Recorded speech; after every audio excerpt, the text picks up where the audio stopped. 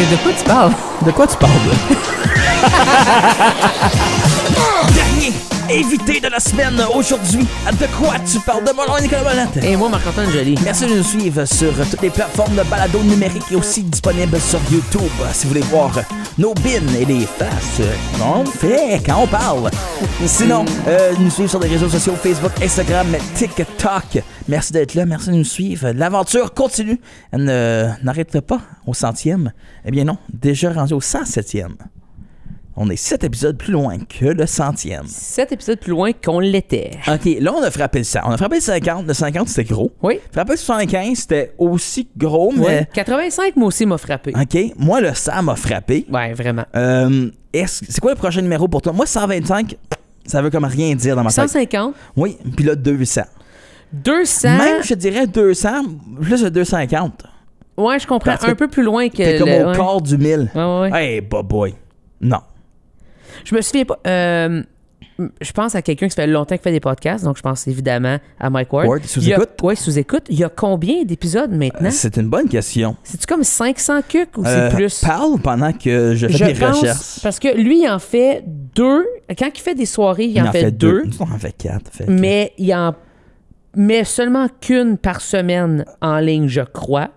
Oui, attends, Puis je suis en train de il y a quelques breaks, là, évidemment. Là. 467 Wow. à partir du moment qu'on enregistre.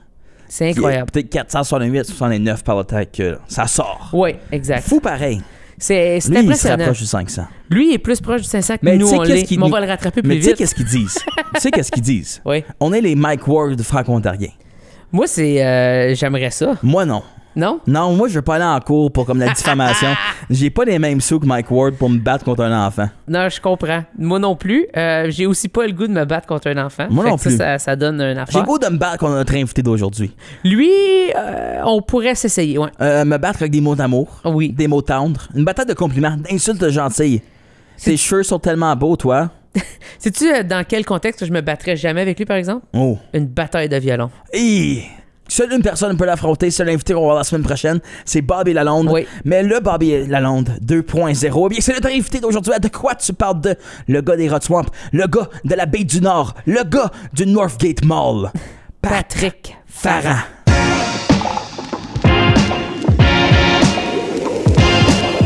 De quoi tu parles? De quoi tu parles, là?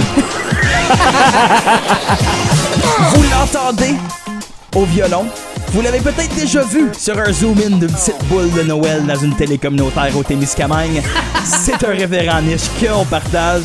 C'est le violonneux par excellence, le rocker. On pourrait même dire au violon. Édition toute spéciale de quoi tu parles avec le petit gars du Nord. Pat Farah, ça va bien?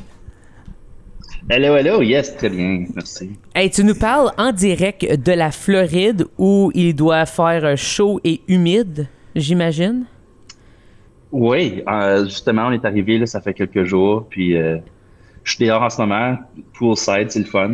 Moi, ce que je... Mais ce qui est moins le fun, c'est que l'humidité est atroce, parce que mon violon, il est tombé en morceau la dernière fois. Je sais pas si vous avez Oui. entendu cette histoire-là. Moi, c'est ma première question. Moi aussi. Est-ce que ton violon est encore en vie?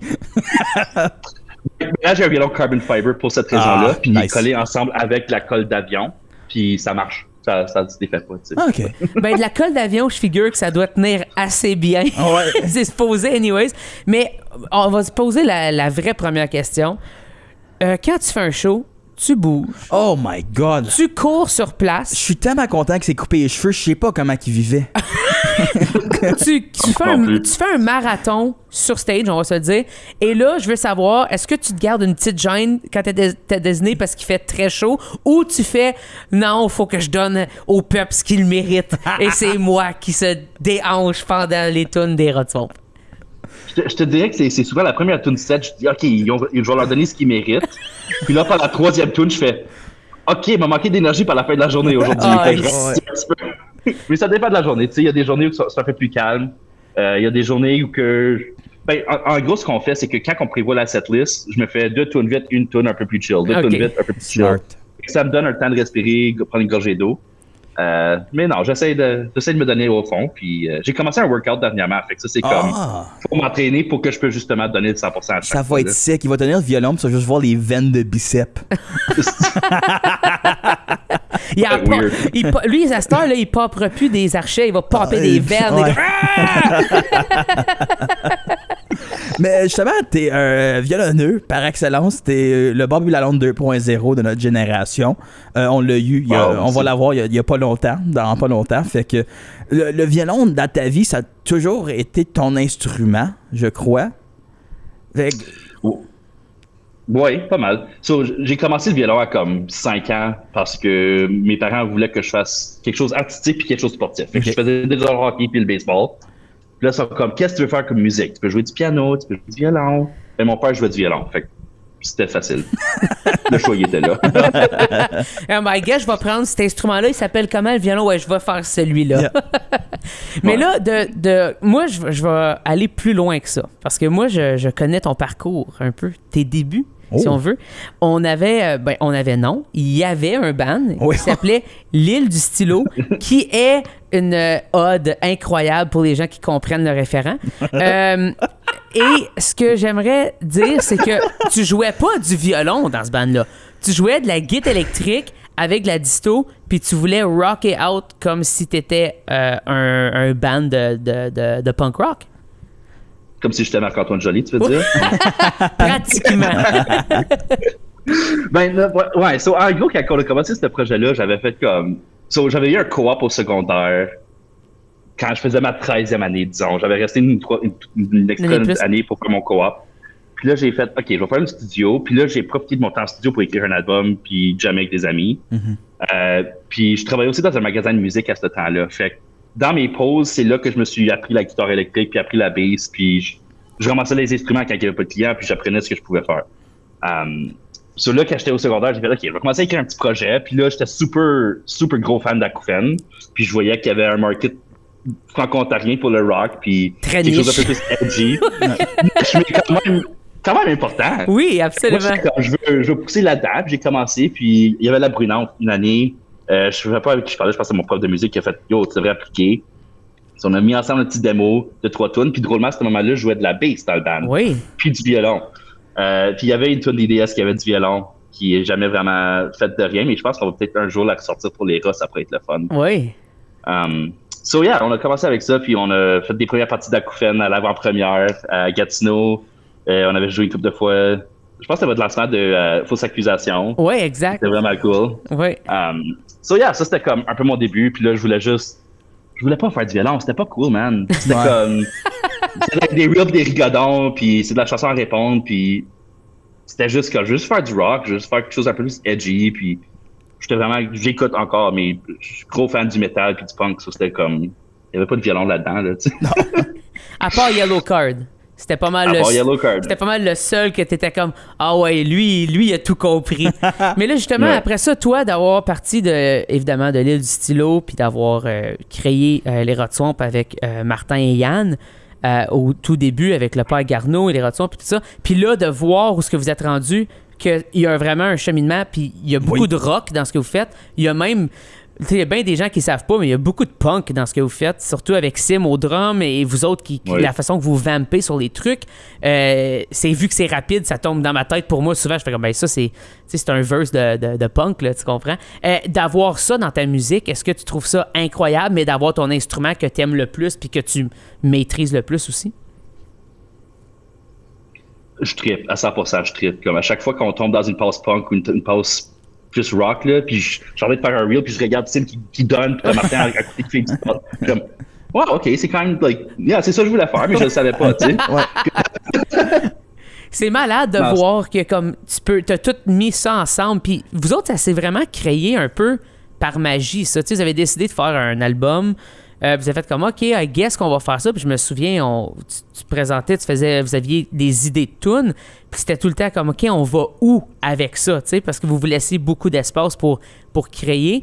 Est-ce que tu avais un poids quand même fort là-dedans de faire comme, hey, moi, je veux que ça soit rock, tu sais, à cause que tu écoutes beaucoup de ça? Est-ce que c'était quelque chose qui était aussi important? Parce que pour bien des gens, un violoniste, ça serait pas ce qu'on penserait nécessairement, tu sais, plus un gars de reel, plus un gars de chansons à répondre, de folklore si on veut, mais toi, oui, t'amènes cette partie-là, mais il y a autant l'aspect rock qui rentre dans le portrait. Folklore, des chansons à répondre, des Rod Swamp, mais il y a tout l'aspect comme il y a de la grosse guitare. Il y a du gros drum. violon, il y a de la grosse bass. Il y a du gros tout. Il y a du gros tout, c'est pas juste comme OK, on tourne d'un bord, on tourne de l'autre. Tu sais, c'est pas ça les Rod Swamp là.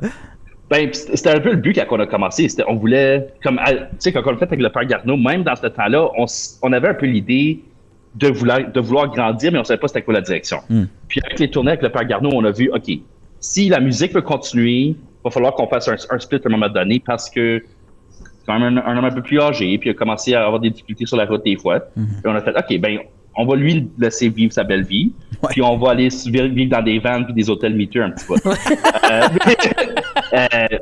Puis, c'est arrivé naturellement quand on est venu chez toi, Marc, chez Sim, à l'appart, puis on a juste jammé, puis t'avais embarqué sur la guitare électrique, tu mettais une petite coupe de passe-punk, puis c'était comme, ah oui, c'est ça que ça prend, parce que le but, c'était toujours de revitaliser le trad, puis de le rapporter dans un monde plus moderne. Oui. Puis, on voulait pas nécessairement aller dans l'électro, parce que Swing avait déjà fait ça. Fait que c'était comme, comment est-ce qu'on peut moderniser le trad sans tomber dans quelque chose qui a déjà été fait? Ouais. Puis, il y avait, tu sais, t'as Dropkick Murphys, t'as Flogging Molly, t'as Bud Acta, mais c'est tout du irlandais. Fait que nous autres, on a fait, OK, on veut suivre ce concept-là, mais vraiment garder le côté, puis chanson à répondre canadien-français là-dedans. Puis le fait que moi, je fais beaucoup de real canadien-français, c'était juste comme un automatisme qu'on continue dans cette veine-là. Mais, tu sais, il faut dire qu'à côté de temps soundcheck, là, des fois, on fait peur au tech ou au diffuseur, parce qu'on arrive, puis on commence par faire un breakdown de Lexus on Fire, puis les gens sont comme, what did we just book? comme un peu peur, tu sais, ça va, non, on fait un petit reel, puis ça passe. Mais des fois, en soundcheck, là, on se laisse aller, puis les gens savent pas à quoi s'attendre avec le show, parce que c'est spécial. En même temps, c'est un hommage au Canada, Alex on Fire. Fait que, Oui. tu sais, vous pourriez faire une de leurs tunes à Disney. Moi, je trouverais ça drôle. Mais à avoir vu les Rod Swamp en spectacle, souvent, c'est fort. Oui. Comme, les speakers, vous mettez pas comme, tu sais, ça va être une salle communautaire, on va être assis. Tu sais, c'est quasiment comme s'ils veulent qu'ils font un mosh pit à de la musique traditionnelle. Ils mettent genre. le party dans place. Ouais, vraiment, là, comme. Puis moi, là, je regarde ça, je suis comme, les systèmes de son, c'est fini après un show de même, là. Comme... Yo, on a fait un show l'été passé, là, c'était un festival qui s'appelait Saint-Marc perdu dans le bois.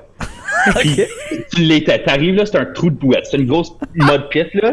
Le stage est tenu en place avec des 2x4 puis des tarps parce qu'il n'y avait plus le soir d'avant. Puis, c'est un trailer qui moisit, mais c'est malade. Là, comme c'est la meilleure place pour aller faire le party. So, stage side, il y avait une femme qui faisait des tattoos. Nice. À côté de la merch table, ils font des tattoos. Puis là, il y a eu un mosh pit. Il y a eu un mosh pit du crowd surfing. Puis tu fais comme, OK, ça se passe. Je t'ai puis pas fait pour faire des shows, là.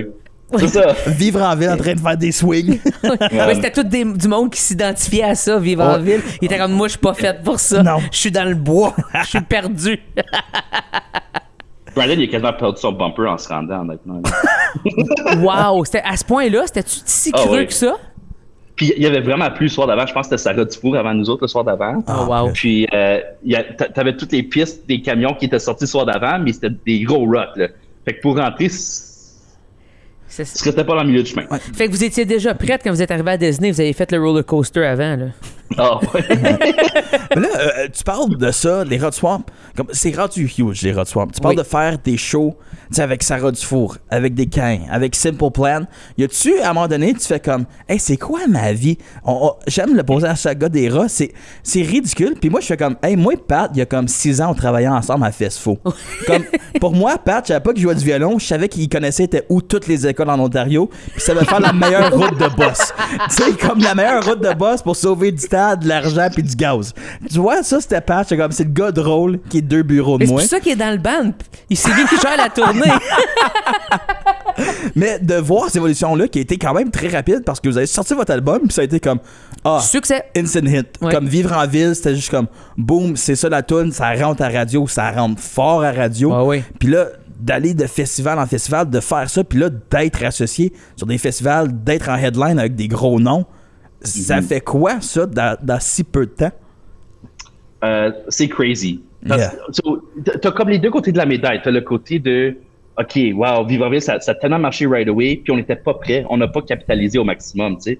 Fait que t'as comme le côté de j'aimerais ça le refaire, puis t'as le côté de man, ça va bien, vivons la vie qu'on a en ce moment, puis réalisons-la pendant qu'on peut, tu sais. Ouais. Je pense qu'on a souvent peur de comme on vise toujours un autre vivant en ville en ce moment. Là. C'est comme, OK, faut qu'on fasse une autre affaire, puis faut qu'on soit prêt pour le faire, puis on prend pas le moment pour réaliser, wow, qu'est-ce qu'on est en train de faire. Puis je te dirais, dans les derniers 2 ans, j'essaie de me prendre un moment à chaque quelques jours pour faire merci à l'univers, là, merci à tout ce qui se passe alentour de moi pour qu'on se rende ici. Là. Parce que justement, de jouer avec Simple Plan cet été, c'était comme un highlight de rêve que j'aurais jamais imaginé faire en tant qu'artiste franco-ontarien. Là, comme... surtout pas qui fait du trad incroyable. aussi. On va se le dire. C'est ça. Parce que vous faites du trad, mais on le dit, trad rock, mais de vraiment être à côté d'un band comme ça, puis que ça fonctionne. Pour les gens qui n'ont pas vu, il y a des vidéos en ligne, il faut aller voir, les gens chantent aussi fort que I'm Just a Kid, les tunes des Rod Swamp, qui est absurde. C'est un... Absolument. Comme moi, j'étais pas là. Évidemment, je le vis par l'entremise de mon frère beaucoup. Il me compte des affaires, on s'appelle souvent et tout. Fait que j'ai l'impression des fois d'être là avec les vidéos puis les conversations que j'ai. Puis je fais comme... Ça se peut juste pas. Des fois, je fais comme, c'est quoi le rapport dans tout ça? Mais le fait que vous preniez le temps de l'apprécier, puis tu dis, tu remercies l'univers, mais vous avez travaillé fort pour vous rendre là, puis vous les avez mangé vos croûtes, puis vous avez fait des affaires où c'était beaucoup plus difficile, puis vous le faites encore, des sacrifices de vie, des sacrifices de tellement de choses. Est-ce que tu trouves, est-ce que vous avez trouvé un genre de balance entre ça, entre jamais être à la maison, gérer les shows, c'est beaucoup de choses à gérer. T'as-tu un genre d'équilibre? Avez-vous trouvé un genre d'équilibre? Non. J'avais une idée que la réponse était pour être ça. Mais... mais dernièrement, j'avoue, là, on a comme... On s'est calmé un petit peu. Là, on a un peu moins de choses cet été. Fait que là, c'est comme, OK, je peux prendre du temps pour aller voir ma famille, puis comme visiter ma famille, quelque chose.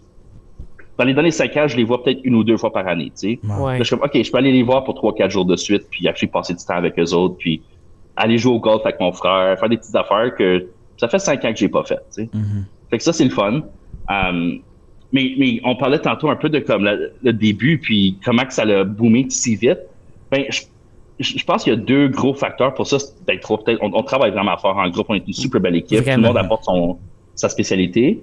Mais l'industrie franco-ontarienne est assez petite aussi, que aussitôt que tu as un produit commercial qui est vendable puis de qualité, les gens s'accrochent puis veulent t'aider.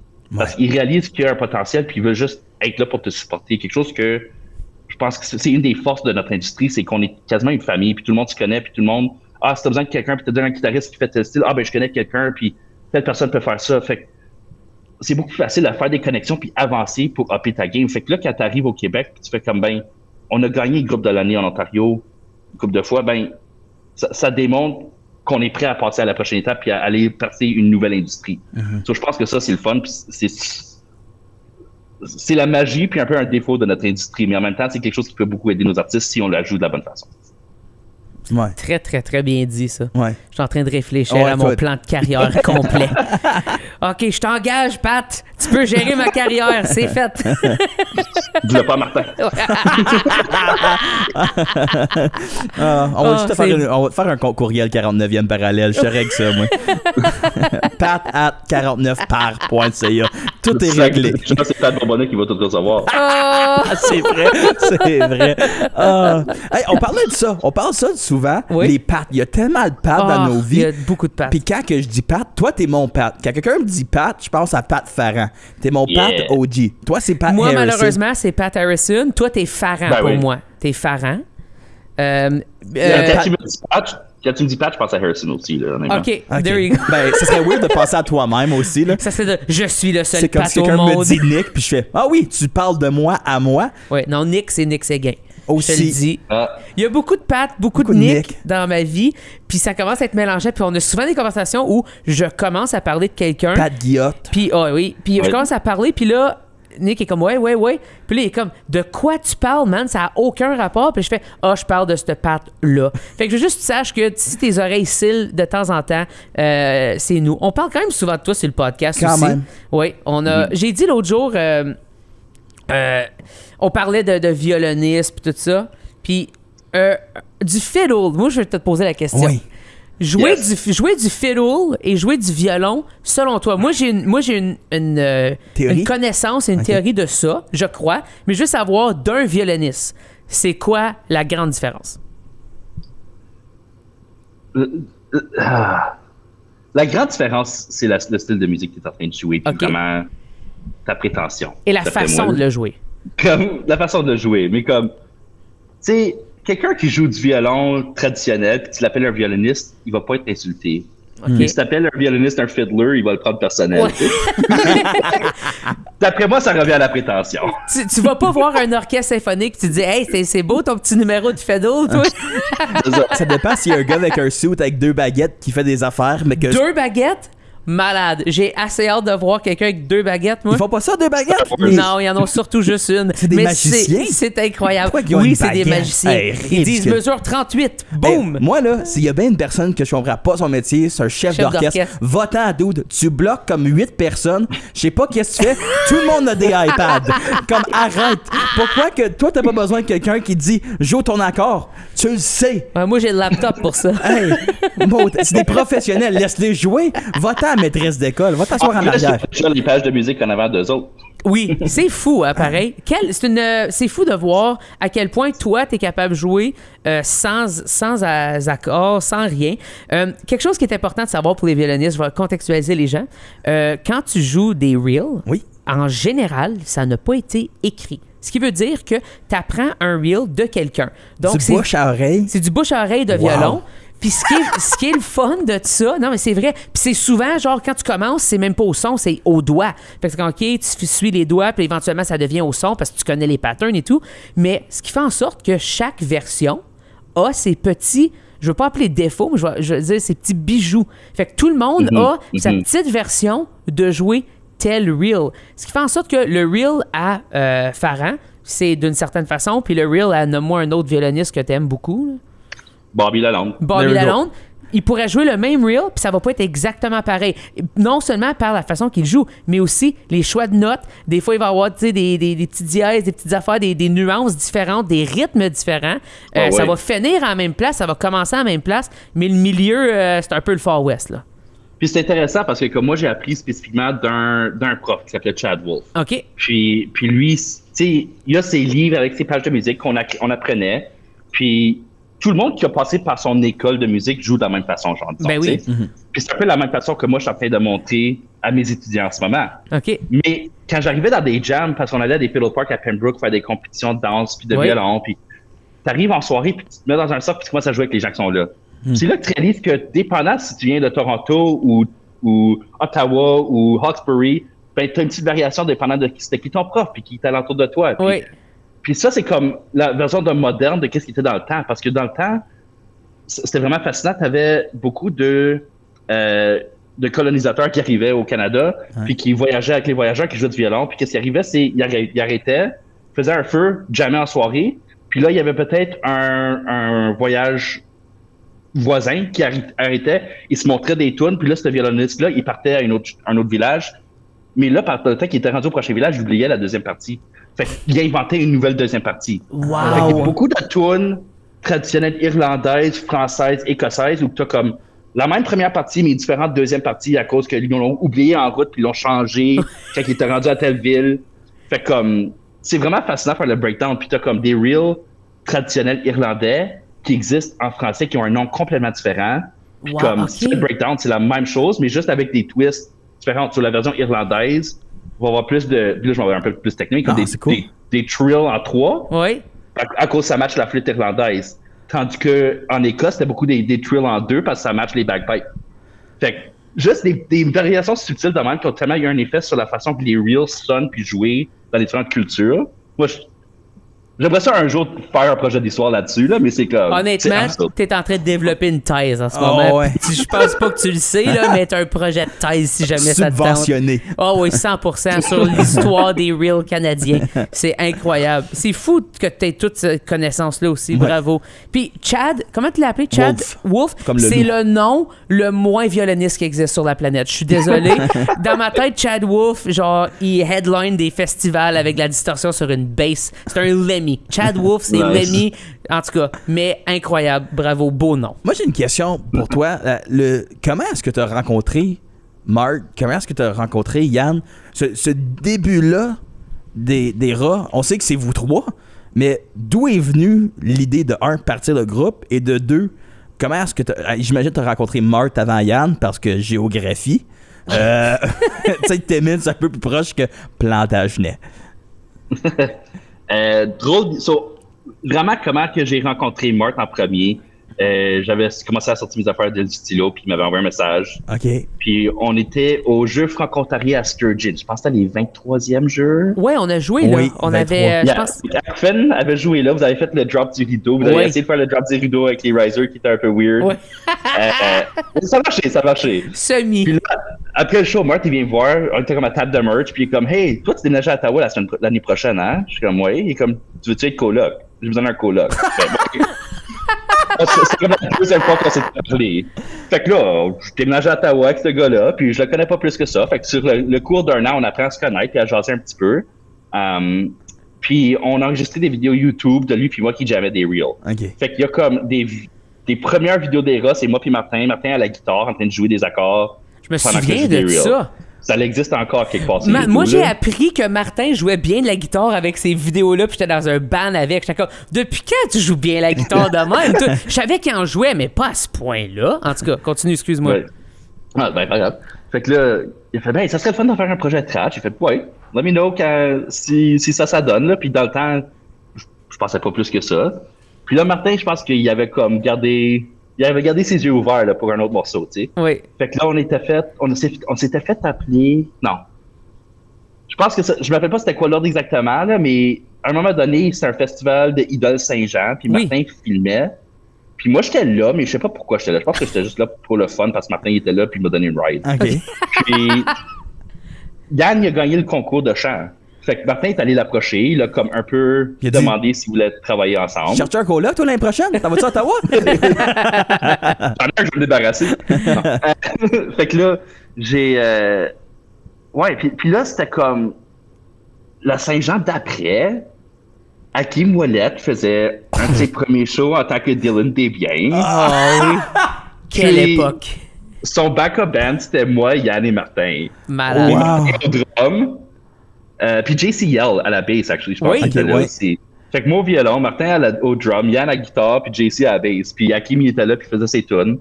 Puis je pense, après ça, on a fait, ben pourquoi pas nous autres on s'entend bien, on va aller jammer. Puis là, Yann est venu chez nous. Non, Yann n'est pas venu chez nous, parce que moi et Martin, on n'habitait plus ensemble à ce point-là. Mais en tout cas, c'était comme en gros ça. C'était comme une couple de rencontres cachées, puis un backup band. Puis là, on a fait, OK. Le backup band de Martin Dylan nous envoie un Desbiens. message. Il dit ouais, contacte Ontario, là, ça s'en vient. Tenterais-tu de monter quelque chose, un petit démo? Puis là, il fait OK, ben, il y avait eu l'idée de faire l'histoire avec le compte. On s'est échangé un couple de courriels. Fait que là, on est allé se cacher à Pouvoirie du père de Yann. Puis on a monté un démo de 3-4 tunes acoustiques du père Garneau en comme 2 jours. On a soumis ça, puis ça a comme pas arrêté depuis. Wow. Non, c'est ça. Moi, j'aime que c'est une histoire de backup band De à Dylan Dylan Desbiens. Desbiens, Hakim Ouellette, qui est vraiment le début on stage des rats. C'est très drôle. C'est ridicule C'est comme histoire. random. C'est tellement niche comme référent franco-ontarien en plus. Hakim O. En plus, hey, puis là, t'as joué avec Hakim O maintenant, avec Kimia, et Noah Yeah. était là. Nous autres, on pouvait pas. On était déçus parce qu'on était pris dans un blizzard avec Alouette. Oui. Ça, c'est un autre problème. Puis après, Noah nous texte comme, tout, depuis quand que Farhan joue d'autres instruments? Farhan, il joue plein d'instruments, Ben, moi, puis il je- joue tous les instruments bien à Oui, part de c'est ça. Puis c'est ça qui est impressionnant. Mais dans les rats, parce que c'est là qu'on le voit tout le temps, il joue que du violon. Violon, oui. Parce qu'il y a aussi tous des bons musiciens. Fait qu'il fait comme, moi, à guess, je vais rester au violon aussi, parce que tout le monde tient le fort. Mais tu joues quoi? Tu joues de la bass, de la guitare, tu joues de la... Je sais jamais comment bien l'appeler. Je veux pas dire de la claquette, là, mais c'est comme tu joues des pieds. Je sais pas comment appeler ça. C'est de la danse à claquette. Oui. La danse à c'est claquette, ça, c'est ok. ça. Parce qu'il y a des gens qui aiment pas qu'on appelle ça de même. Ça, je savais pas si c'était correct ou non dans tes standards. Mais puis tu fais tout ça, puis je t'ai déjà vu faire ça tout en même temps aussi. Ça vient d'où de connaître tous ces instruments-là? Ben, ça vient un peu d'avoir travaillé dans un magasin de musique skateboard, là, à North Bay. Ça vient de ça. Ça vient d'une frustration au secondaire que je pensais que j'étais emo, puis que j'étais edgy, puis je me cachais dans ma chambre, puis je jouais de la guitare électrique, puis... Quand j'avais comme 10 à 12 ans, j'avais pas le droit d'écouter rien d'autre que qu'est-ce que mes parents approuvaient, genre. OK. OK, ouais. J'étais comme la radio de Fox à North Bay, c'était comme la radio que j'avais pas le droit d'écouter. Fait que je me cachais dans ma chambre avec un tape player, puis je recordais les tunes de Nickelback sur ma cassette quand j'avais la chance. Pour que je puisse les réécouter sur mon headset sans que mes parents le sachent. Wow. Je pense que mon amour pour le rock est venu un peu à cause de ça. Puis pour ceux qui ne savent pas, la scène de rock punk à North Bay est comme incroyable, puis super, super cool. Puis j'avais pas réalisé ça quand j'étais là. Je pensais que c'était juste normal que tout le monde vivait des expériences comme ça. Oui. Puis je réalise après que c'était comme, non, ça a vraiment eu une grande influence sur la façon que je perçois le monde. Comme, tu sais, Architects, je les ai vus à Légion, à Sudbury, puis on était comme 25 dans la salle. Ouais. Comme, j'ai vécu la même chose aussi à Hawkesbury puis à Ottawa, dans l'Est ontarien. Il y avait comme des gros mouvements de ça, puis on a eu des groupes que maintenant, ils remplissent des stades, là, tu sais. Mais il y avait comme 20 personnes, puis tu les voyais, puis t'es comme... Tu le savais, toi, en les voyant, tu te dis, ouais, ça, j'y reverrai pas la semaine prochaine ici, là, tu comprends? Ni dans 2 ans, là, c'est fini. Mais c'est quand même fou que ça a eu tellement d'influence sur toi. Puis, est-ce que tu penses que ça t'a aidé dans ton mouvement un peu DIY de commencer tes trucs? Puis, avec les rats, tu sais, vous portez tellement de chapeaux. Oui, absolument. Puis, comme... Au début, quand je jouais j'avais aussi mon band punk anglo dans le temps au secondaire qui s'appelait Break the Trend. Oui. Puis, tu sais, on faisait beaucoup de premières parties. On s'essayait de s'infiltrer beaucoup dans les scènes. Mais nous autres, on faisait plus du pop-punk. OK. Puis, il n'y avait pas de scène pop-punk où ce qu'on était. So, c'était, tu joues en première partie d'un band deathcore. Puis, c'est sûr qui est ça. Avec le temps, on a fini par faire du pop-punk heavy. Puis, t'apprends à connaître des gens, t'apprends à découvrir des affaires. Puis, je pense que c'était une continuité naturelle de vouloir tout jouer puis tout apprendre. Parce que j'ai tellement un amour de la découverte musicale, puis j'ai tellement du ADD que je peux pas rester sur une tâche longtemps.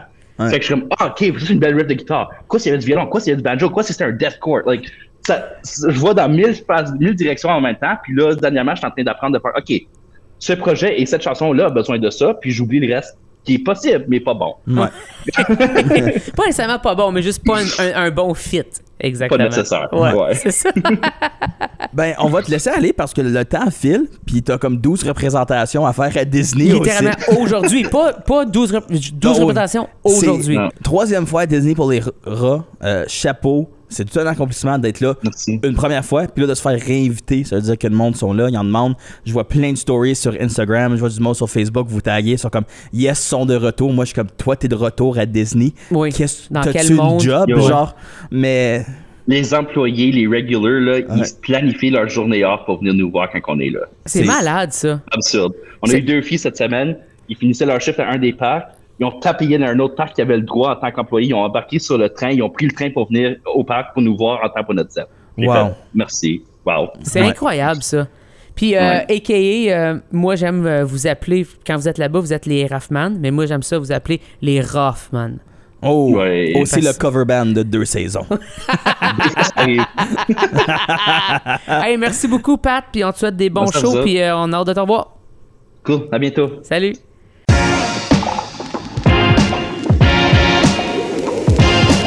De quoi tu parles? De quoi tu parles? En direct de la Florida, c'était Patrick Farana. T'as vraiment une fascination pour les centres d'achat. Moi? Oui. Pour les centres d'achat? Oui. J'y ai même pas parlé du Northgate Mall. Je le sais, mais tu l'as mentionné quand même dans notre conversation. Dans des petits villages. Dans ton cheminement. Dans des villes. C'est pas, North Bay n'est pas un village, c'est une ville. Souvent, t'as fait trop de différentes villes. Oui, je connais beaucoup les morts de plusieurs villes. La majorité des villes en Ontario. Oui. C'est-tu une bonne chose? C'est le Northgate, je me souviens que quand j'étais jeune, c'était le fun, le Northgate. À cette heure, j'y vais, je suis comme... Mais il y a des gens de partout qui vont là parce que c'est le plus gros centre d'achat. Comme les gens vont plus là que celui à Sudbury, que j'ai de la misère à comprendre encore. Ouais, celui-là, Sudbury est juste mal placé. L'emplacement n'est pas idéal. C'est vrai qu'il est mal placé. Le parking est weird. Oui. C'est juste pas le fun. C'est une partie de la ville que tu vas pas vraiment, à moins que tu as besoin d'y aller. T'as raison. C'est toutes les routes qui contournent vraiment fait, le centre de Sudbury. C'est tough. Sudbury, promener à c'est une Sudbury. ville qui fait non, rentre pas dans notre centre-ville. C'est une ville qui dit t'as besoin d'un auto. Ouais, aussi. Maintenant, le Northgate Mall, je sais pas. Je sais pas qu'est-ce qu'il y a, le Northgate Mall. On aurait dû demander à Ouais, il y a le stationnement comme 8 étages qui sert Oui. à rien, avec la pancarte du Best Buy. Oui, exactement. Quand Iconique. tu rentres, tu peux faire contourner tout le parking par en arrière pour aller à un autre parking Ah, ça, en je savais arrière pas. à gauche où il y a comme seulement comme une trentaine, quarantaine de parking, mais tu rentres comme direct à côté du Walmart. C'est impeccable sur être proche du Walmart / proche de Food Court, qui est vraiment les seules deux raisons de tirer au Northgate. J'ai été seulement qu'une fois, c'était en tournée, j'avais du temps à tuer, j'avais mangé là, puis je m'avais acheté une paire de bottes parce qu'il y avait beaucoup de neige. Ouais. C'est ce qui C'est s'était ça. passé et j'ai plus jamais On retourné depuis. a fait le référent de quelque chose. Oui. Le spectacle, la veille du jour de l'an ou de Noël d'une télé communautaire à Oui. Témiscamingue. Et là, je salue mes grands-parents qui m'ont montré ça quand j'étais jeune. Oui. Puis qui l'appellent toujours le petit Pharaon. Le petit À Pharaon. cause que, ben, déjà que le petit Pharaon, pour eux, c'est son père. Oui. Mais là, c'est le petit. Le petit Pharaon. Le petit Pharaon. Le petit du Pharaon. C'est ça. Qui est dans une télé des années 90, comme peut-être début 2000, mais vraiment fin 90. 98, genre, ouais. Ouais, puis là après ça zoom, ça boule de Noël, mais là ça révèle comme un autre shot de caméra, puis c'est Pat qui joue au violon avec son père et que tu le vois avec des yeux tueurs qui dit on peut-tu jouer plus vite, Ouais, il fait plus vite. plus vite. Puis c'est rendu un gag dans le spectacle des Rotsons. Puis Ah. ils se disent plus vite dans des moments. Ils font une chanson qui s'appelle Orange Blossom, Oui. qu'ils ont faite à leur sauce et sur leur dernier album. Pause gorgée. Pause gorgée volume Ah. 1. Et puis, fait que il va regarder les gars, puis des fois, quand il est en très bonne shape, cette journée-là, il va être plus vite, plus vite. Puis là, il se rend à des vitesses Incroyable. inhumaines, Ouais. littéralement, que seulement Pat Farran peut accomplir avec justesse et aussi, on va se le dire, showman. Oui. Hey, Ça n'a aucun Pat, bon sens. quand il avait les cheveux longs, Pat dessus. Oui. Il est de descendance russe. Je témoigne pour tous les roux, on sue plus facilement parce qu'on a plus chaud plus vite. Fait que la sueur, c'est pour rafraîchir Plus notre chaud corps. que moi? Oui. Moi, je suer plus que toi. Si, Oui. on va dire, on prend une marche, je vais être détrempé. Est-ce que je vais avoir fait un effort physique? Zéro. Mais mon corps va être comme, t'as Il fait besoin chaud. d'une piscine. Oui, c'est ça. Tu sais? Va Fait dans que la piscine. Je t'en donne une naturelle. Mais oui, fait que c'est ça. Pat Farran, violoniste par excellence, showman par excellence, gars par excellence, vraiment un bon Jack. Oui, bonne Content. personne. On est en train de finir d'abattre l'arbre qu'est les Rod Swamp. Oui. Il nous reste que Brandon qu'on n'a pas fait, qu'on n'a pas reçu sur On le n'a pas podcast. reçu du tout. J'étais pour dire, il nous reste Brandon et Yann C'est en ça. solo. Oui. Mais c'est ça, ça sera Pour un autre tantôt. pour un autre tantôt. Ben Brandon, vraiment à la fin, là, il est pris dans le rond-point à Cap. Il est pas capable de Il s'en peut pas sortir. sortir. On pense qu'il était à Disney, mais il est pas là, Il vraiment. pense encore à son concert avec Marie-Mé. Exa- Hey, sur ce, on se dit à la semaine prochaine pour finir le mois de la francophonie en beauté. Salut!